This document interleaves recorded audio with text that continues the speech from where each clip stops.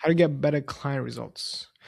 I have worked with quite a few people, and this is something I'm learning more and more, which is just being adaptable to the other person.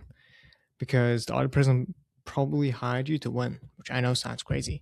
But when they don't do what you tell them to do, then you're like, oh, what the hell, bro? And my natural tendency is to blame the other person's motivation, but ultimately they want to win. It's just that your plan might not be the way that they want to get there. And that's kind of like on you. Like, you can take responsibility for that. And obviously there's a limit to that. But for example, I work on school, so community, and I used to have this person that I'd be like, oh, this person is still engaged, that things work out in this free community, blah, blah, blah, blah. But it's like, if that person's just not doing that, then at a certain point, I either have to confront them about it or I have to give them a choice. As in, like, hey, if you don't want to do this free community, that's perfectly fine.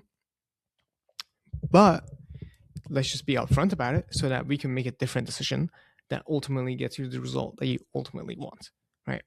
So it's just about not tying your own ego to the plan that you made, which you think is perfect. Okay, shorter one today. Bye.